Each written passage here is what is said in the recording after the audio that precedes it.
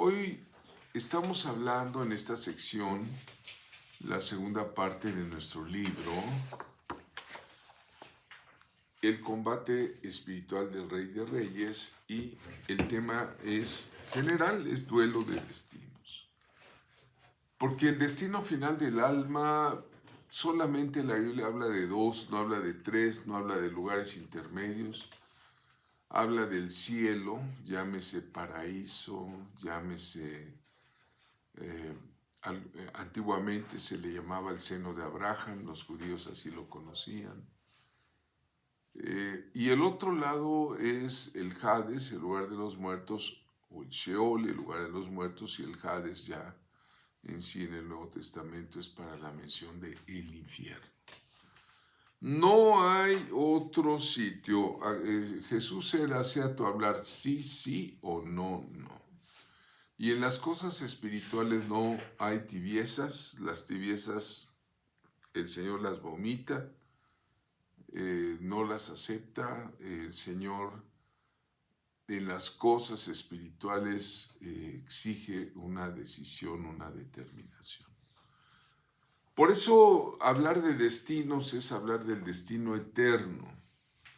Por eso creo que todos los cristianos, los creyentes, tenemos el compromiso de llevar el Evangelio a otras almas. Es un compromiso, no es un si quieres. La imperativa voz de Jesucristo se sigue dejando oír cuando dice, id y haced discípulos, enseñándoles todo lo que les he dicho, guardando la palabra, ¿no? Que guarden la palabra.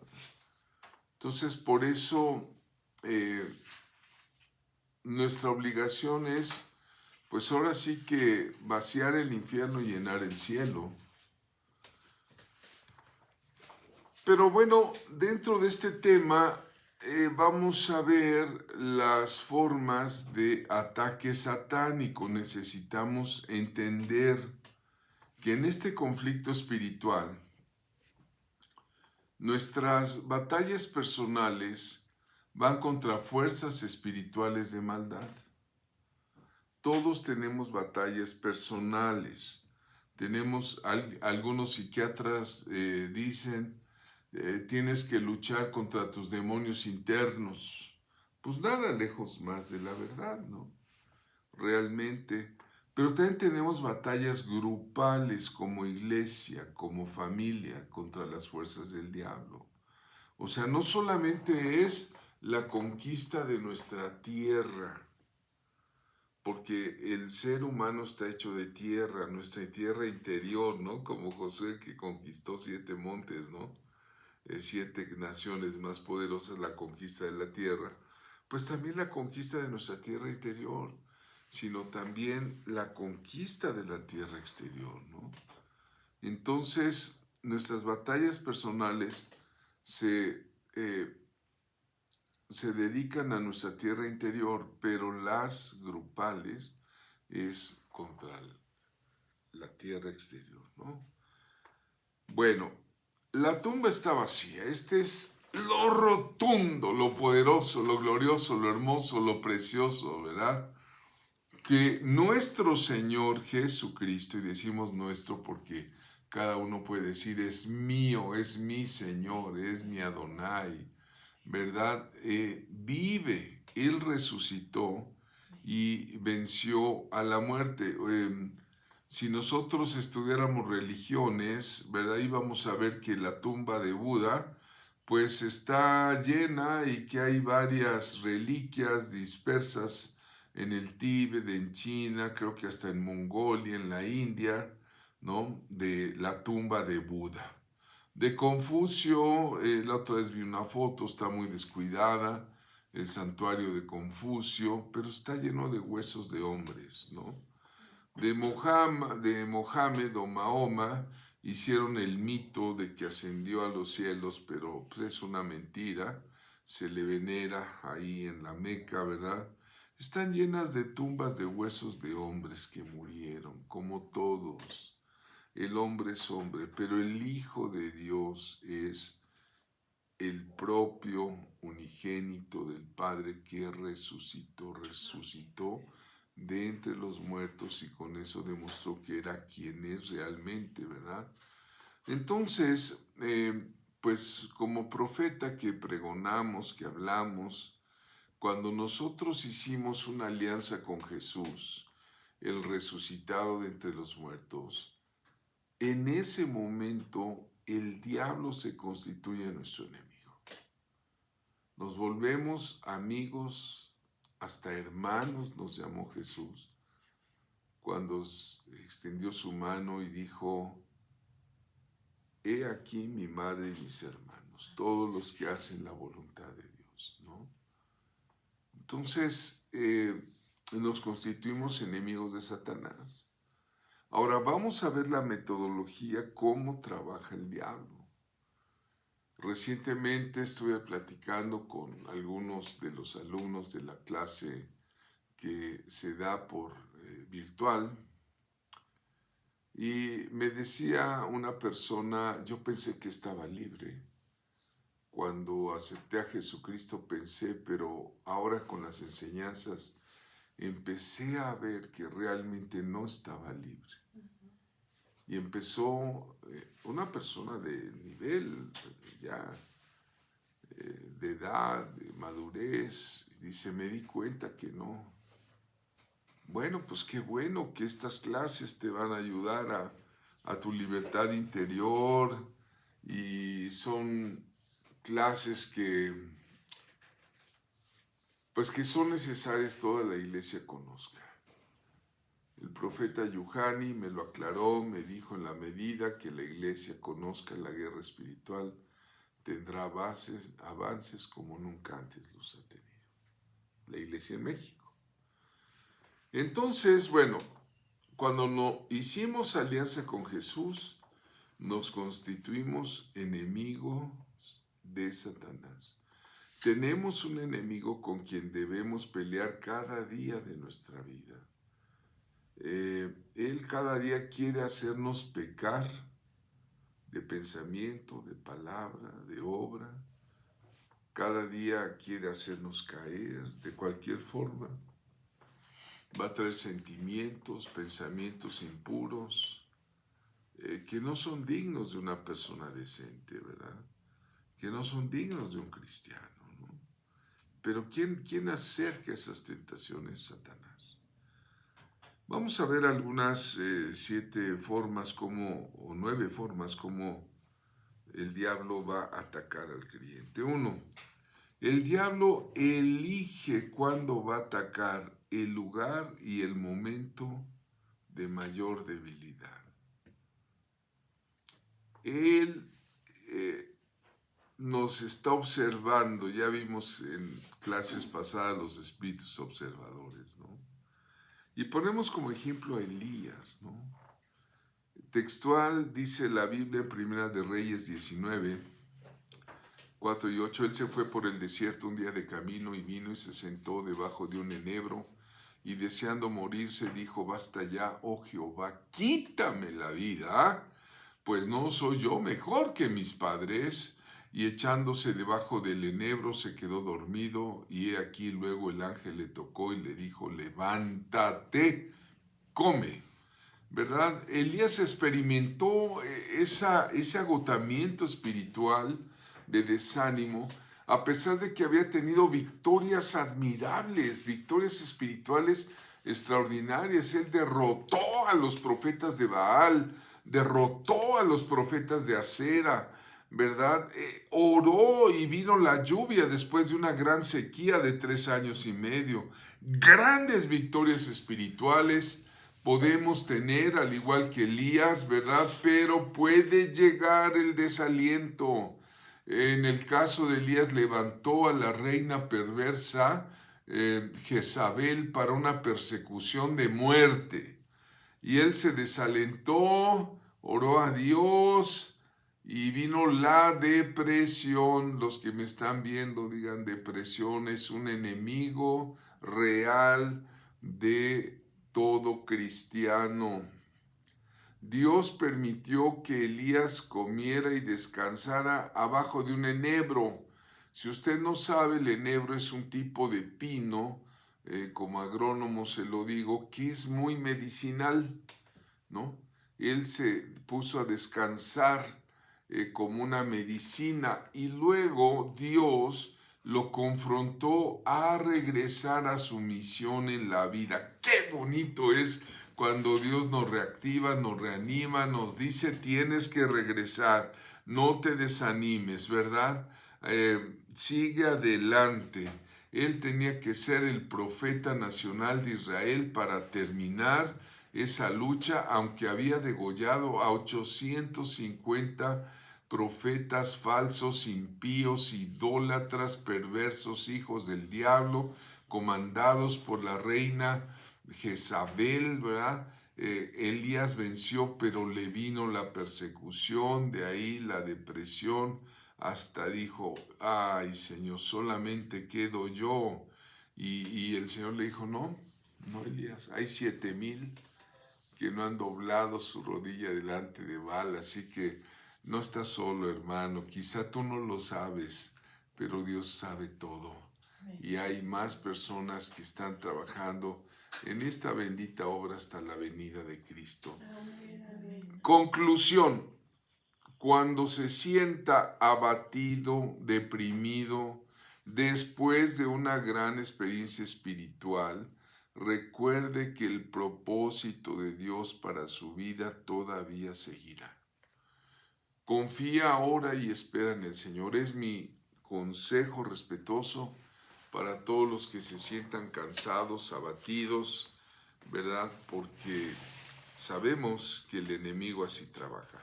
Punto 2. El diablo va a atacar cuando tenemos que tomar o hemos tomado alguna decisión importante. Vamos a ver la escritura textual en Marcos 4, 35, 39.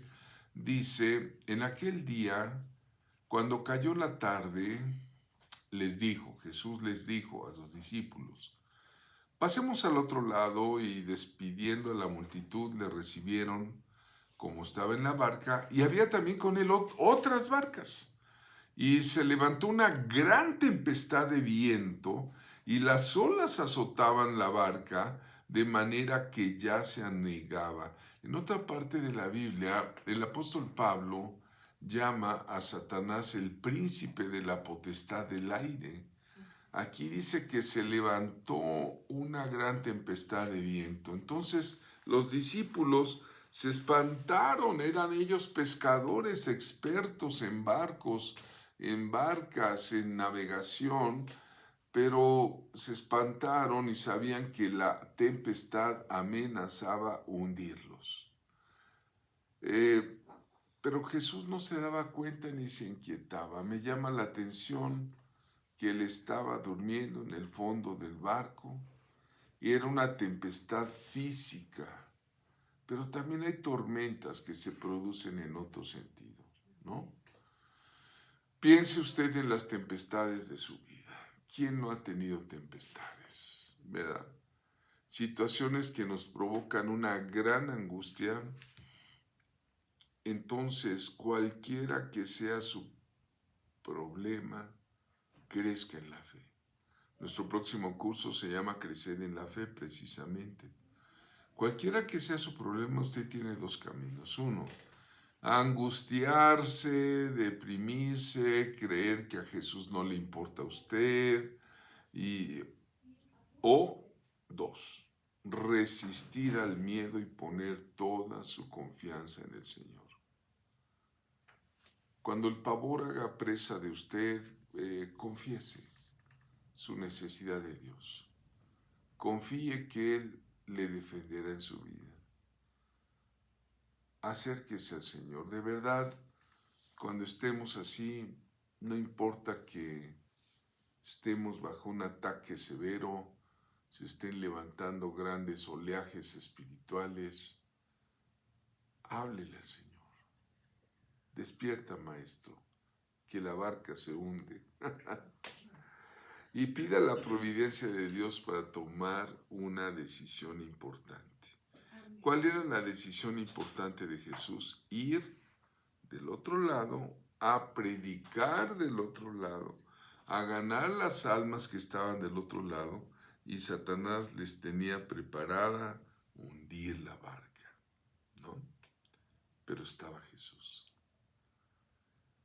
3. El enemigo ataca a una persona que tiene un propósito especial de Dios. Los que están viendo este video, bueno, les saludo, porque si tú tienes un propósito especial de Dios por el cual Él te salvó, Él te limpió, Él te dio la vida, bueno, pues va a querer atacar. Vamos a ver el caso de Éxodo 1:16 en los días de Moisés, cuando el faraón, que simboliza al propio Satanás en operación gubernamental, él tenía una corona con una cobra, una serpiente en su cabeza de oro, ¿verdad? Y era un corazón duro, duro, terrible. Había decretado matar a los niños de Israel, ahogándolos en el río, echándolos a que lo comieran, ¿verdad? Las bestias que hay allí, y a las niñas ponerlas de sirvientas, al antojo de los egipcios y las egipcias. Pero sucede que hay dos personas obedientes a Dios. El diablo sabía que Israel estaba clamando a Dios y estaba la promesa que cuando clamaran, el Señor iba a atender, y empieza a actuar a través de un gobernante impío, como es Faraón, para decretar la muerte de los niños. Y da la orden, Éxodo 1:16, cuando asistáis a las hebreas en sus partos, y las mirareis en sus asientos, si fuere hijo, mátenlo, si fuere hija, entonces viva. Entonces, Dios levanta mujeres de gran valor, de amor a Dios, hebreas, que arriesgando su vida al desobedecer la orden del faraón, ellas se llamaban Sifra y Fúa. El significado de sus nombres: Sifra significa adorno, adornar, brillante, la que es tan brillante como un adorno hermoso. Y Fúa, la que grita, la que da voces, la que contiende, ¿no? Entonces vemos que los significados de los nombres de estas mujeres eran muy hermosos porque tenían que ver con el parto, ¿no? Esto nos puede hablar del corazón del Eterno. Mira, Herodes, el rey de los judíos, dio muerte a todos los niños menores de 2 años con la idea obsesiva de matar a Jesús, de quien él sabía era el rey de los judíos, según las noticias de los magos de Oriente, el rey recién nacido, y manchó sus manos de sangre, pero no logró dañar a Jesús, porque su padre terrenal, José, fue avisado en sueños. Y vamos a ver el punto 4. El 4, el enemigo ataca cuando un milagro específico ha salido de la mano de Dios hacia nosotros. El diablo ve que viene un milagro y va a querer detenerlo. Entonces en Daniel, este otro ejemplo, Daniel 10, 12 al 13, textual dice: entonces me dijo, Daniel, no temas, porque desde el primer día que diste tu corazón a entender y afligirte en la presencia de tu Dios, fueron oídas tus palabras, y yo he venido, mas el príncipe del reino de Persia se puso contra mí 21 días. ¿Cuánto tiempo estaba deteniendo la bendición el principado de Persia? 21 días. Ahora, no espere usted que las respuestas de Dios lleguen así, así, así, con demasiada rapidez, fluidez. La oración puede ser desafiada por las fuerzas del mal. Acabo de atender a una persona que estaba enojada con Dios. Decía, ya no me quieres, no me haces caso, etcétera, ¿verdad? Y porque no se le resolvía un trámite de unos papeles, algo sencillo, gubernamental. Tendría que ir a la oficina de trámites y pedir ese documento y solicitarlo y esperarlo y ya saldría, pero él ya estaba enojado con Dios. Pues si Dios no es el genio de la lámpara de Aladino, según ese cuento de las 1001 noches, ¿verdad? Que frotas la lámpara y sale el genio y te dice, pídeme lo que quieras inmediatamente. No podemos manipular a Dios. No espere que las respuestas de Dios lleguen con demasiada facilidad o fluidez. Otra vez Daniel tuvo oposición 21 días. La oración puede ser desafiada por las fuerzas del mal.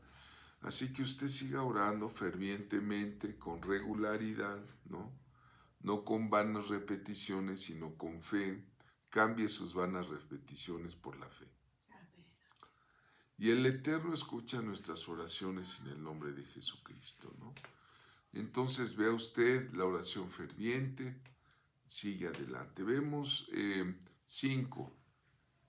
Cuando estamos por lanzar o comenzar un nuevo ministerio para Dios, ¿no?